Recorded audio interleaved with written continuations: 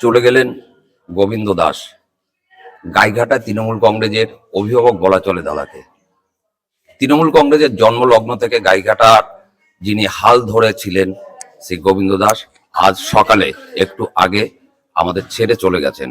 আর আমার সাথে এই মুহূর্তে রয়েছেন জেলা পরিষদের সদস্য অভিজিৎ বিশ্বাস। হসপিটালে অভিজিৎ বাবু, গোবিন্দ দাস চলে গেলেন, কি বলবেন? বলার কিছুই নেই। এটা গাইঘাটা ব্লক শুধু নয়, সমস্ত বনগা সাব ডিভিশন তৃণমূল কংগ্রেসের একটা অপূরণীয় ক্ষতি, যে ক্ষতির পূরণ হবে না।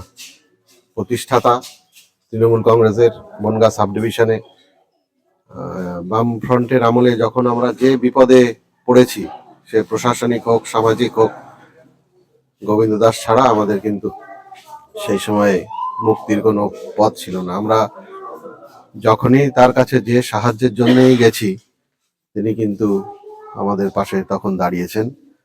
যদিও তখন বামফ্রন্টের আমল, প্রশাসন সবকিছুই আমাদের বিপক্ষে, তবুও তখন আমরা যে সমস্ত মুষ্টিমেয় কর্মী ছিলাম তাদের পাশে কিন্তু তিনি দাঁড়াতেন।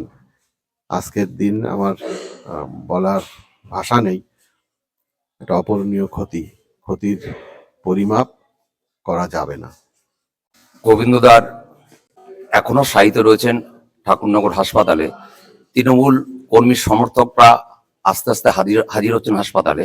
তবে ওনার জনপ্রিয়তা শুধু তার নিজের দলের প্রতি ছিল না, আপামর জনসাধারণ যারা, তাদের মধ্যেও জনপ্রিয়তা ছিল সমানভাবে।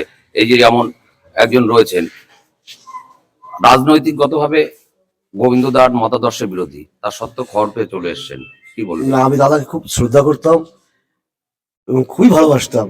আজকে দাদা সত্য এই অকালে চলে গেছেন, আমি খুব মর্মাহত। সে রাজনৈতিক আলাদা মঞ্চ হতেই পারে, কিন্তু আমার ব্যক্তিগতভাবে আমি দাদাকে খুব খুব শ্রদ্ধা করতাম, খুব ভালোবাসতাম। আমি খুব মর্মাহত। ঠিক একইভাবে অসংখ্য সাধারণ মানুষ কিন্তু খবর পেয়ে এই মুহূর্তে ঠাকুরনগর হাসপাতালে আসতে শুরু করেছে গোবিন্দ দাকে একবার শেষ দেখার জন্য। ঠাকুরনগর হাসপাতাল থেকে দীপঙ্কর বিশ্বাস, ডিবি নিউজ। জেঠুর প্রয়াণে আমরা সত্যি শোকাহত। আমরা চাই তার আত্মার শান্তি কামনা করি, সে যেখানেই থাকুক ভালো থাকুক। আমাদের গোবিন্দ দাস সকলের প্রিয়, আমরা আজ গভীরভাবে শোকাহত।